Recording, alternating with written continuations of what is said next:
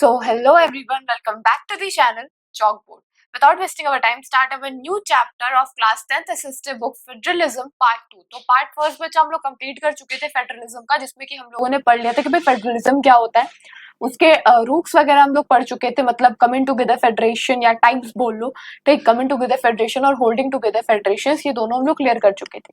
साथ ही साथ बच्चा हम लोग ये भी पढ़ चुके थे कि what makes India federal country, ये पॉइंट हम लोग पढ़ चुके हैं, जिसमें कि हम लोग ने 3 पॉइंट को पढ़ा था, जो कि था union list, state list, concurrent list. ठीक, इन तीनों लिस्ट के बारे में हम लोगों ने पढ़ लिया। तो साथ ही साथ एक रेसिडुअरी सब्जेक्ट्स भी था बच्चा, जिसके बारे में हम लोग स्टडी कर चुके थे। ठीक, थोड़ा सा एज अ समरी पढ़ लेते हैं कि हम लोग पिछले क्लासेस में क्या क्या फेडरलिज्म के बारे में स्टडी कर चुके हैं। तो फेडरलिज्म क्या होता है, जहां पे हम लोग अपने पावर को डिवाइड करते हैं between the constituent unit central government. इस तरीके से हम लोग क्या करते हैं बच्चा, अपने पावर को इन लोगों के बीच में डिवाइड कर लेते हैं, जिसको कि वर्टिकल डिस्ट्रीब्यूशन ऑफ पावर के नाम से जाना जाता है। ठीक है, अगर एग्जाम में पूछ लीजिए मान लो हॉरिजॉन्टल डिस्ट्रीब्यूशन क्या होता है, तो हॉरिजॉन्टल डिस्ट्रीब्यूशन में बच्चा हम लोग एक ही लोगों का पावर क्या होगा ना, सेम होगा। ठीक, लोग किस अथॉरिटी पावर क्या होगा, लोगों का सेम होगा। और इसमें हॉरिजॉन्टल में कितने लोग आते हैं, 3 आती है। पहला तो लेजिस्लेशन, एग्जीक्यूटिव, जुडिशरी, ये 3 चीज आती हैं, मतलब ये 3 ऑर्गन्स ऑफ गवर्नमेंट आते हैं हॉरिजॉन्टल में। वर्टिकल डिवीजन ऑफ पावर क्या है, हमारा सेंट्रल गवर्नमेंट, स्टेट गवर्नमेंट, और अभी जाके हम लोग लोकल गवर्नमेंट के बारे में भी पढ़ेंगे, जो कि हमारा 3rd लेवल ऑफ गवर्नमेंट में आता है। आगे अगर हम लोग बात करें तो आगे हम लोगों ने स्टडी किया था भाई कि key features of federalism. What are the key features of federalism? तो 2 लेवल्स होते हैं। ठीक, सबका अपना अपना जुरिस्डिक्शन होता है अपने अपने एरिया का, दोनों ही गवर्नमेंट सेम सिटीजन्स को गवर्न करती है। ठीक, जैसे कि सेंट्रल गवर्नमेंट भी उसी सिटीजन को गवर्न करेगी जिसको स्टेट गवर्नमेंट गवर्न करेगी। ठीक, तो दोनों लोग सेम सिटीजन्स को गवर्न करते हैं, लेकिन उनका जुरिस्डिक्शंस अलग अलग मैटर पे अलग अलग होता है, या वो लेजिस्लेशन का मैटर हो या फिर वो एडमिनिस्ट्रेशन का मैटर हो, किसी भी तरीके से। ठीक, आगे अगर हम लोग बात करें यहाँ पे, तो आगे 2-3 पॉइंट्स आ जाते हैं यहाँ पे कि डुअल ऑब्जेक्टिव्स होते हैं। पहला तो होता है कि वो सेफगार्ड प्रमोट करता है, सिक्योरिटी देता है। ठीक, सेफगार्ड प्रमोट करेगा। दूसरा हो जाएगा बच्चा यहाँ पे कि एकोमोडेट करेगा डाइवर्सिटी को। ठीक, ये डुअल ऑब्जेक्टिव है, जो कि एग्जाम्स में पूछने के बहुत ज्यादा चांसेस रेज होते हैं। आगे अगर हम लोग बात करें तो यही पॉइंट था कि भाई कमिंग टुगेदर और होल्डिंग टुगेदर फेडरेशन क्या होते हैं। तो कमिंग टुगेदर फेडरेशन क्या होता है, जहां पे एक इंडिपेंडेंट स्टेट्स, अलग अलग इंडिपेंडेंट स्टेट्स आएंगे और एक बिगर यूनिट को फॉर्म कर लेंगी, उसको हम लोग holding together coming together federation के नाम से जानते हैं। ठीक, जैसे कि यूनाइटेड स्टेट्स ऑफ अमेरिका, ये क्या है, ये एक इंडिपेंडेंट स्टेट्स थी, साथ में आके फिर क्या हुई, ये एक बिगर यूनिट फॉर्म कर ली। ठीक, तो ये कमिंग टुगेदर फेडरेशन का एक एग्जाम्पल है। होल्डिंग टुगेदर की अगर हम लोग बात करें तो होल्डिंग टुगेदर में क्या आता है कि वहां पे स्टेट्स अलग अलग हो जाएंगे, अपने पावर को डिवाइड कर देंगे सेंट्रल और स्टेट में। ठीक है, सेंट्रल के पास ज्यादा पावर होगी, और दूसरी चीज ये कि इसमें इसके एग्जाम्पल्स होंगे आपके India, Belgium, these are the examples of holding together federation. Then just उसके बाद हमारा था what makes India federal country. तो उन तीनों लिस्ट के बारे में लोग ने स्टडी किया था भाई, कि हमारे उसमें बताया गया भाई कि हमारे कॉन्स्टिट्यूशन में ये नहीं लिखा गया है कि भाई इंडिया एक फेडरल कंट्री है। आप कॉन्स्टिट्यूशन की बुक उठा के देख लो, कहीं भी लिखा हुआ नहीं मिलेगा कि इंडिया एक फेडरल कंट्री है। ठीक, वहां पे क्या होगा बच्चा, वहां पे बट लिखा नहीं रहेगा। ओके, लेकिन उसके प्रिंसिपल के बेस्ड पे हमारी कॉन्स्टिट्यूशन फॉलो की जाती है, या फिर हमारे इंडिया के डेमोक्रेसी बोल सकते हो, फॉलो की जाती है। मतलब फेडरलिज्म के बेसिस पे, फेडरलिज्म के प्रिंसिपल्स पे हमारी इंडिया की डेमोक्रेसी फॉलो की जाती है, उसी के अकॉर्डिंग रन की जाती है। ठीक, मान लो कोई पूछता है या फिर एग्जाम में ही पूछा जाता है कि भाई क्या इंडिया के कॉन्स्टिट्यूशन में लिखा गया है फेडरल, कि इंडिया एक फेडरल कंट्री है? नो, ऐसा कहीं नहीं लिखा गया, लेकिन फेडरलिज्म के बेसिक प्रिंसिपल्स पे हमारे इंडिया का डेमोक्रेसी फॉलो किया जाता है, उसके अकॉर्डिंग रन किया जाता है। ठीक, इतना हम लोग पढ़ चुके थे। देन उसके बाद जस्ट बच्चा हम लोग पढ़े थे कि 3 फीचर्स होते हैं भाई फेडरलिज्म, फीचर्स बोल रही हूँ, 3 लिस्ट होती हैं। पहला तो होता है यूनियन लिस्ट, जिसमें कि सारे के सारे बच्चा फॉरेन अफेयर्स, बैंकिंग, करेंसी, ये सारी चीजें आ जाती हैं हमारे यूनियन लिस्ट में। अगर हम लोग स्टेट लिस्ट की बात करें तो उसमें पुलिस आ जाते हैं। ठीक, पुलिस के बाद आ जाएंगे भाई जैसे कि और भी सारी चीजें आ जाएंगी, एग्रीकल्चर, कॉमर्स, ये सारी चीजें आपके आ जाएंगे इसमें स्टेट लिस्ट में। कंकरेंट लिस्ट में बच्चा आ जाएंगे आपके, जैसे कि कंकरेंट लिस्ट में आपके आ जाएंगे फॉरेस्ट, एडॉप्शन और डाइवोर्स, ये सारी चीजें आपके कंकरेंट लिस्ट में आ जाएंगे। उसके बाद अगर हम लोग बात करेंगे रेसिडरी सब्जेक्ट्स की, तो रेसिडरी सब्जेक्ट्स उस टाइम पे अलग इसलिए रखा गया क्योंकि जिस टाइम कॉन्स्टिट्यूशन बन रहा था उस टाइम कंप्यूटर सॉफ्टवेयर जैसी चीजें नहीं हुई आई थी, ठीक, या फिर उनका यूजेस नहीं था। तो जब वो आई तो आफ्टर डेथ उनको एक रेसिडरी सब्जेक्ट के नाम पे रख दिया गया साइड में, ठीक। तो अगर हम लोग बात करें तो यूनियन लिस्ट को बनाया गया है सेंट्रल गवर्नमेंट के थ्रू, ठीक, उनके लॉज वगैरह सेंट्रल गवर्नमेंट ने सेट किया है। स्टेट गवर्नमेंट ने स्टेट लिस्ट के सारे लॉज वगैरह को सेट किया है अकेले, और कंकरेंट लिस्ट में दोनों ही स्टेट गवर्नमेंट और सेंट्रल गवर्नमेंट ने मिलकर सारे लॉज वगैरह को बनाया है। और अगर हम रेसिडरी सब्जेक्ट की बात करें जिसमें कि कंप्यूटर एंड सॉफ्टवेयर आता है, तो उसमें आपका सिर्फ और सिर्फ सेंट्रल गवर्नमेंट ने उस चीज को रेसिडरी सब्जेक्ट के लॉज वगैरह को मेक किया है, ठीक है। उसके बाद बच्चा हम लोग को यहाँ पे पढ़ना है कि कुछ पॉइंट्स यहाँ पे लिखे गए हैं कि थर्स इंडिया, क्या लिखा है यहाँ पे कि there's India not all the states have identical power. There's in India, India में सारे स्टेट्स के पास एक आइडेंटिकल पावर या स्पेशल पावर नहीं है। कुछ स्टेट्स ऐसे हैं, कुछ राज्य ऐसे हैं जो कि कुछ स्पेशल पावर या स्पेशल स्टेटस को एंजॉय करते हुए चलती है। और जैसे कि हमारा बात कर लो जम्मू एंड कश्मीर का, जम्मू कश्मीर का खुद का कॉन्स्टिट्यूशन है, इज अवर ओन कॉन्स्टिट्यूशन, ठीक है।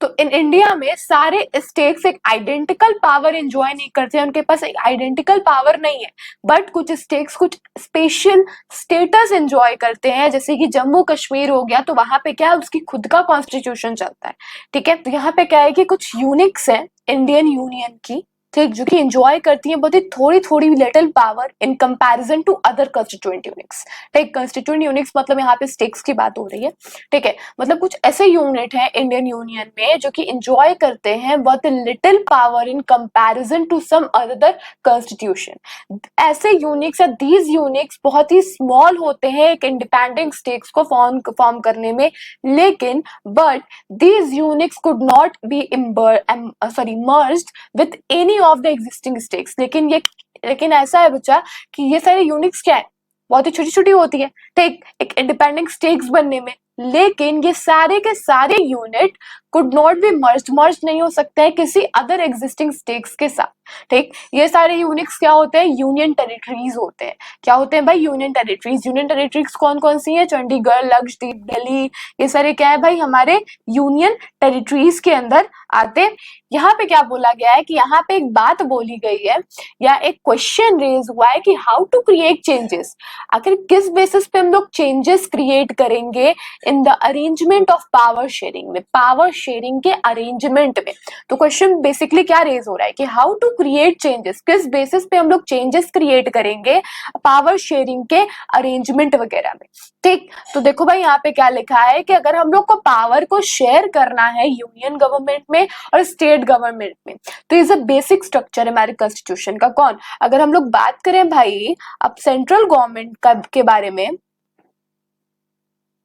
और स्टेट गवर्नमेंट के बारे में, तो ये बोथ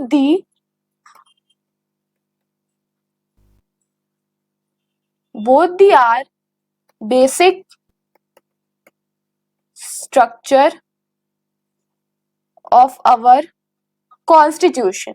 ये दोनों की दोनों क्या है, एक बेसिक स्ट्रक्चर है कॉन्स्टिट्यूशन के, ठीक। It is not very easy to make changes, इतना इजी नहीं है इन दोनों के बेसिस पे चेंजेस वगैरह को करना, ठीक, in the arrangement of power sharing. किसमें भाई, पावर शेयरिंग वगैरह के अरेंजमेंट के अंदर, ठीक। एक बार फिर देख लो भाई कि ये जो शेयरिंग ऑफ पावर है यूनियन और स्टेट गवर्नमेंट के बीच में, ये बहुत ही बेसिक स्ट्रक्चर माना जाता है हमारे कॉन्स्टिट्यूशन के अंदर का, ठीक। It is not very easy, ये बहुत ही आसान बात नहीं है कि हम लोग पावर शेयरिंग अरेंजमेंट पे किसी भी तरीके का चेंजेस ला देंगे, ठीक।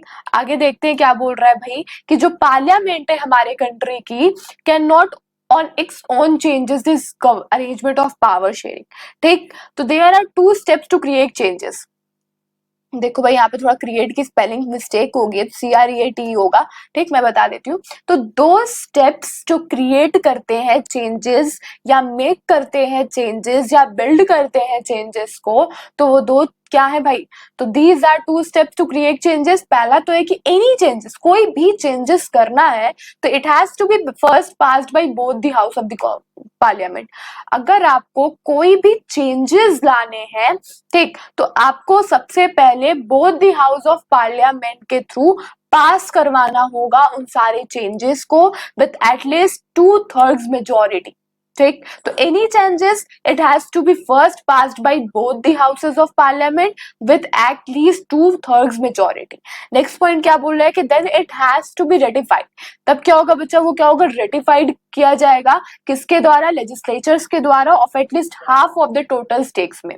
ठीक, तो ये दो स्टेप्स हैं जो कि क्रिएट करने में मदद करते हैं किसी भी चेंजेस को। ठीक, क्यों? क्योंकि कोई भी चेंजेस को करने मतलब उतना इजी नहीं है कि अगर हम लोग कोई भी चेंजेस कर लेंगे पावर शेयरिंग के अरेंजमेंट में। ठीक, ये दो स्टेप्स के थ्रू हम लोग चेंजेस कर सकते हैं। आगे की तरफ मुड़ते हैं भाई। आगे क्या बोल रहा है कि यहाँ पे अब जुडिशरी की ड्यूटी के बारे में पढ़ना है। जुडिशरी क्या होता है बच्चा? जुडिशरी मतलब होता है न्यायालय, जहाँ पे सबको न्याय मिलता है, सुप्रीम कोर्ट, हाई कोर्ट। ठीक, तो जुडिशरी क्या है? हमारे कंट्री में बहुत ही इंपॉर्टेंट रोल परफॉर्म करता है। जुडिशरी क्या है भाई? कि हमारा जो भारत है, ठीक, हमारे कंट्री में, हमारे इंडिया में एक बहुत ही इंपॉर्टेंट रोल परफॉर्म करता है किसी भी पर्सन को जुडिशरी मतलब कि न्याय दिलाने में। In case of any conflict, किसी भी केस मतलब किसी भी कॉन्फ्लिक्ट में, किसी भी लड़ाई झगड़ा में, about the sharing of powers, जहां पे हम लोग अपने पावर्स को शेयर करते हैं, the high government, the high court and supreme court एक क्रिएट करता है डिसीजंस को। क्या क्रिएट करेगा? डिसीजंस को क्रिएट करेगा, जहां पे यूनियन और स्टेट गवर्नमेंट के पास पावर होगी कि वो रिसोर्सेज को रेस करेगी। ठीक, कुछ टैक्सेस वगैरह इम्पोज करके, लिविंग मतलब होता है बच्चा इम्पोज करना। ठीक, बहुत सारे बच्चों को डाउट होता होगा कि भाई लिविंग मतलब क्या होता है? तो यहाँ पे लिविंग मतलब होता है कि टैक्सेस इम्पोज करना। ठीक, टैक्सेस लगाना। ठीक, in order to carry on the government, किसके ऑर्डर पे? गवर्नमेंट को कैरी करने के ऑर्डर पे, या एंड रिस्पॉन्सिबिलिटीज जो भी असाइन की जाती है ईच ऑफ देम को। ठीक, एक बार फिर मैं इस पूरे लाइन को समझा देती हूँ, इस पूरे पॉइंट को समझाती हूँ कि what is the role of judiciary. आ सकता है what is the role of judiciary या what is the duty of judiciary. तो जुडिशरी एक इम्पॉर्टेंट रोल प्ले करता है कंट्री में किसी भी कॉन्फ्लिक्ट के केसेस में, जहां पे हम लोग पावर को शेयर करते हैं। हाई कोर्ट और सुप्रीम कोर्ट क्या करता है? क्रिएट करता है डिसीजंस को। जो यूनियन और स्टेट गवर्नमेंट होगी उनके पास पावर होती है रिसोर्सेज को रेस करने में, किसके द्वारा? टैक्सेस को इम्पोज करके या लेइंग करके। किसके ऑर्डर पे? Carry on the government and responsibilities assigned of each of them. तो ये था बच्चा ड्यूटी ऑफ जुडिशरी। ठीक, आई होप आपको ये ड्यूटी ऑफ जुडिशरी अच्छे तरीके से क्लियर हो गया होगा। तो किसी भी बच्चे को किसी भी टाइप का डाउट रेज होगा तो तुरंत कमेंट करके भाई आप लोग पूछ लेना। आगे की तरफ बढ़ते हैं भाई। आगे यहाँ पे क्या बोल रहा है कि how federalism practised in India, कि भाई जो फेडरलिज्म है, ठीक, वो किस तरीके से हमारे भारत में, हमारे इंडिया में प्रैक्टिस किया जाता है। ठीक, तो ये बहुत ही इंपॉर्टेंट क्वेश्चन है और एग्जाम में पूछा जाता है। ठीक, और वो क्वेश्चन क्या है कि how federalism practised in India. तो जो ये भाई फेडरलिज्म है ना, वो 3 बेसिस पे प्रैक्टिस किया जाता है इंडिया में। वो 3 बेसिस क्या है? लिंग्विस्टिक स्टेक्स,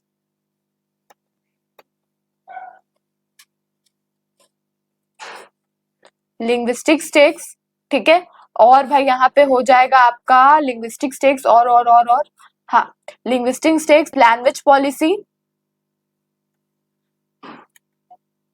ठीक, और हो जाएगा आपका सेंटर एंड स्टेट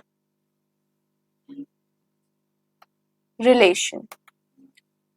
ठीक, अब इन 3 चीजों के बेसिस पे हमारा फेडरलिज्म प्रैक्टिस किया जाता है।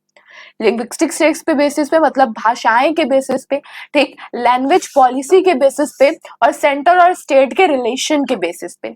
अब इन तीनों पॉइंट्स के बारे में अगर हम लोग डिस्कस करने जाएंगे भाई, तो लिंग्विस्टिक स्टेक्स के पॉइंट को अगर हम लोग पढ़ें तो लिंग्विस्टिक स्टेक्स में क्या आता है भाई? भाषाएं आती हैं। ठीक, तो यहाँ पे क्रिएशन होता है लिंग्विस्टिक स्टेक्स। क्या होता है? क्रिएट किया जाता है लिंग्विस्टिक स्टेक्स, जो कि फर्स्ट और मेजर टेस्ट था हमारे इंडिया का इंडिपेंडेंस के बाद। ठीक, लिंग्विस्टिक स्टेक्स क्या था बच्चा? एक फर्स्ट एंड मेजर टेस्ट था जो कि हमारे आजादी के बाद हुआ था हमारे भारत में। ठीक, अगर हम लोग देखेंगे भाई पॉलिटिकल मैप में 1947 से पहले और 1947 के बाद, ठीक, तो बहुत सारी चेंजेस हम लोग को देखने को मिलेंगे, ठीक, क्योंकि नए नए स्टेट्स फॉर्म हुए, ठीक, नए नए स्टेट्स के नाम फॉर्म किए गए, न्यू न्यू बाउंड्रीज को सेटअप किया गया। दैट्स व्हाई 1947 से पहले का मैप और 1947 के बाद के मैप में बहुत ज्यादा डिफरेंसेस मिलेंगी। क्यों? Because the name of stakes are changed, the boundaries are created and the new stakes are created। ठीक, आई होप आप लोग को इतना क्लियर आउट हो गया होगा। ठीक, अगर हम लोग आगे की चीजों पे बात करें तो यहाँ पे क्या होगा कि एक और बेसिस पे था भाई कि स्टेक्स को, मतलब जिस स्टेक्स में जो भी भाषाएं बोली जाएंगी, मतलब वो रिलीजन के लोग रहेंगे। जैसे कि बात कर लो, रिलीजन नहीं, एक तरीके से बोली की बात करें तो मैं आपको एग्जाम्पल की तरह समझाती हूँ। ठीक, देखो, जैसे कि राजस्थान है तो राजस्थान में मारवाड़ी बोलने वाले लोग रहेंगे, गुजरात है तो गुजरात में गुजराती बोलने वाले लोग रहेंगे, महाराष्ट्र है तो वहां पे महाराष्ट्री बोलने वाले लोग रहेंगे। तो एरियाज और बाउंड्रीज तो सेट सेक्स हो ही जाएंगे। ठीक, साथ ही साथ जो भी पीपल सेम लैंग्वेज बोलेगा उसको उस स्टेट्स में रख दिया जाएगा। ठीक, जैसे कि गुजराती बहुत सारे लोग बोले तो उनको गुजरात में सेटअप किया जाएगा। ठीक, तो इन सारे बेसिस पे बात हो रही है भाई। आगे बात अगर हम लोग करें तो थोड़ा सा ब्रॉड में अब हम लोग पढ़ते हैं कि इन इंडिया, हमारे भारत में जो रियल सक्सेस था फेडरलिज्म का, वो can be attributed to the nature of democratic politics of our country. वो किस चीज पे एट्रीब्यूट होता है बच्चा? हमारे डेमोक्रेटिक पॉलिटिक्स के स्ट्रक्चर पे बेस्ड है, उसके नेचर पे बेस्ड है, हमारे डेमोक्रेटिक पॉलिटिक्स के स्ट्रक्चर पे बेस्ड है हमारे कंट्री का। ये इंश्योर करता है कि स्पिरिट ऑफ फेडरलिज्म, रिस्पेक्ट हो डाइवर्सिटी का, जो कि और डिजायर्ड फॉर लिविंग, जितने भी लोग रह रहे हैं उनके अंदर की इच्छा होगी, उनके अंदर की डिजायर होगी कि वो एक साथ रहे और become shared ideal in our country. ठीक, आगे चलते हैं बच्चा, हम लोग आगे यहाँ पे क्या बोल रहे हैं कि अब देखो भाई, ये 3 टॉपिक के बारे में हम लोग को पढ़ना है। लिंग्विस्टिक स्टेट्स के बारे में पढ़ना है, लैंग्वेज पॉलिसी के बारे में पढ़ना है, और language and centre state and relations के बारे में पढ़ना है। ठीक है, लिंग्विस्टिक स्टेक्स की भाई अगर हम लोग बात करेंगे तो लिंग्विस्टिक स्टेक्स में क्या क्या आएगा? ठीक है, यहाँ पे भाई अभी जस्ट मैंने बताया तो फिर एक बार मैं बता देती हूँ। ठीक, लिंग्विस्टिक स्टेक्स में बच्चा भाषाएं के बेसिस पे, बोलियां के बेसिस पे। ठीक, after the 1947 and before the 1947, when we look at the map of before 1947 and after the 1947s, we can see many changes in that map। क्यों? क्योंकि भाई 1947 के बाद हमारे कॉन्स्टिट्यूशन बने। कॉन्स्टिट्यूशन में ये भी बोला कि भाई लिंग्विस्टिक स्टेट्स हो, मतलब कि अलग अलग न्यू न्यू बाउंड्रीज क्रिएट की जाए, नए नए स्टेट्स बनाए जाए, स्टेट्स वगैरह के नाम को चेंज किया जाए। तो दैट्स व्हाई वो दोनों के मतलब 1947 के बाद और 1947 के पहले बहुत सारे मैप में हम लोग को चेंजेस देखने के लिए मिलेंगे। ठीक, प्लस जो सेम लैंग्वेज बोलेगा उसको हम लोग सेम स्टेट्स में रख देंगे, कंट्री में नहीं भाई, मैंने शायद उस टाइम कंट्री बोल दिया था, सॉरी फॉर दैट। बट जो सेम लैंग्वेज बोलेगा उसको हम लोग एक स्टेट्स में, सेम स्टेट्स में रख देंगे। जैसे गुजराती बोलने वाले होंगे तो गुजरात में होंगे, रहेंगे। ठीक है, मारवाड़ी बोलेंगे तो वो राजस्थान में रहेंगे। तो on this all things basis. ठीक, और महाराष्ट्र मतलब मराठी बोलेंगे तो वो महाराष्ट्र में रहेंगे।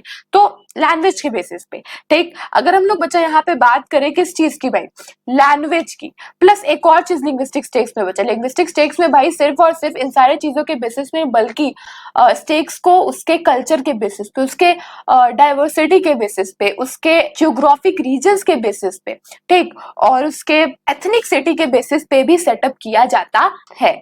ठीक है, आगे चलते हैं भाई हम लोग। अब हम लोग को पढ़ना है पॉइंट वाइज। ठीक है, अभी नहीं पढ़ना है भाई, अभी थोड़ा सा हम लोग लैंग्वेज पॉलिसी को भी देख ले। तो अगर हम लोग लैंग्वेज पॉलिसी की बात करें तो ये जो दूसरा टेस्ट था आफ्टर इंडिपेंडेंस के बाद, वो क्या था हमारे लिए लैंग्वेज पॉलिसी ही था।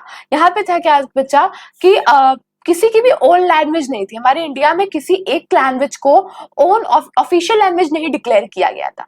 ठीक, तो मतलब यहाँ पे क्या हुआ, थोड़ा सा मैं शॉर्ट में बता देती हूँ कि यहाँ पे हाँ, हमारे स्टेट में मतलब इसमें 21 अदर लैंग्वेजेस है, ठीक। मतलब एक तो हिंदी है और इंग्लिश है, ठीक। हिंदी और इंग्लिश में बचा क्या था कि हम लोग ऑफिशियल पर्पस के लिए हिंदी को या फिर इंग्लिश को यूज करते, तो Hindi was identified official language. Hindi क्या हो गया कि भाई आइडेंटिफाई कर दिया गया ऑफिशियल लैंग्वेज के बेसिस पे, ठीक। तो अगर अगर हम लोग लैंग्वेज पॉलिसी के बारे में बात करें भाई, तो मैंने अभी जस्ट आप लोग को बताया कि हिंदी क्या है, एक ऑफिशियल लैंग्वेज है, ठीक।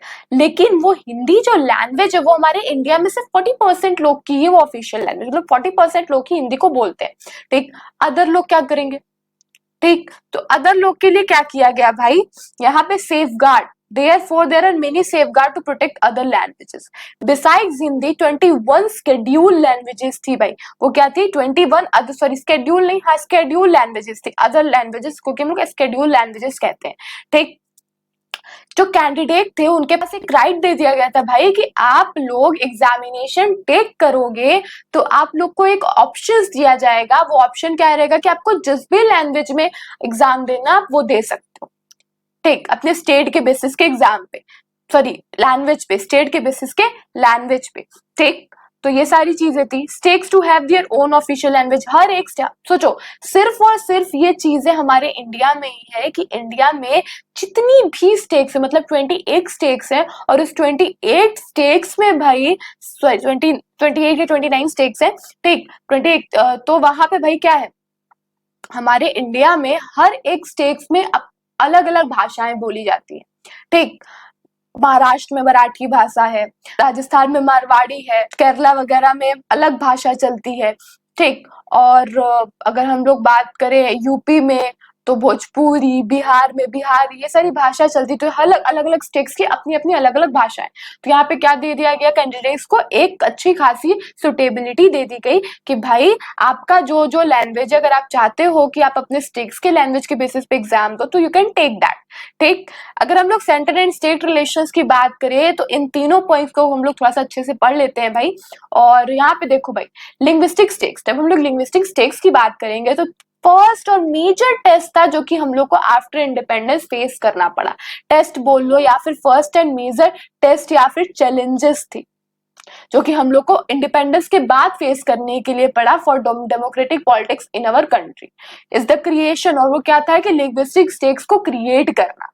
फ्रॉम 1947 से लेकर 2070 तक बहुत सारे ओल्ड स्टेट्स को चेंज किया गया, नए नए स्टेट्स बनाए गए, क्रिएट किए गए, उनके एरिया और बाउंड्री और नेम को चेंज किया गया स्टेट्स के। सम स्टेट्स फॉर्म किए गए people who speak same language, कुछ स्टेट्स को तो इस बेसिस पे भी फॉर्म किया गया कि जो पीपल सेम लैंग्वेज बोलेगा उसको वो स्टेट में रहेगा, ठीक है। आगे की तरफ जल्दी से बढ़ते हैं। आगे यहाँ पे क्या बोल रहा है कि कुछ स्टेट्स वे आर नॉट क्रिएटेड, ऐसे कुछ स्टेट्स है जिसको कि उनके लैंग्वेज के बेसिस पे नहीं बल्कि उनके एथनिक के बेसिस पे, उनके कल्चर के बेसिस पे, उनके जियोग्राफिक रीजन के बेसिस पे क्रिएट किया जाता है, जैसे कि नागालैंड, उत्तराखंड, झारखंड, ये जो 3 स्टेट्स है इनको 3 बेसिस पे क्रिएट किया जाता है, कल्चर, एथनिसिटी और जियोग्राफी, ठीक। इन दिस प्रोसेस, इसी प्रोसेस में जो हमारे नेशनल लीडर्स हैं वो क्या फियर्ड में है that it would lead to the disintegration of the country, okay. अब उनको ये लग रहा है कि भाई ये तो कंट्री में डिसइंटीग्रेशन हो रहा है, तो इस फियर में है, इस प्रोसेस की वजह से इवन द सेंट्रल गवर्नमेंट, बल्कि central government assisted linguistic language for some time, तो even the central government assisted linguistic states for some time. तो यहाँ पे आपका चैप्टर जाके, चैप्टर नहीं पार्ट खत्म होता है भाई, तो आगे के पार्ट्स हम लोग नेक्स्ट पार्ट में, मतलब थर्ड पार्ट में डिस्कस करेंगे। आई होप आप लोग को कोई डाउट वगैरह नहीं रहा होगा, ठीक। तो भाई अब हम लोग डायरेक्टली मिलते हैं नेक्स्ट क्लास में पार्ट थर्ड पढ़ने के लिए, जिसमें कि आप लोग का ये फुल चैप्टर कंप्लीट हो जाएगा, ओके। उसके बाद हम लोग नेक्स्ट बुक स्टार्ट करेंगे, ठीक है भाई। तो मिलते हैं हम लोग नेक्स्ट क्लास में, ओके देन बच्चा, बाय।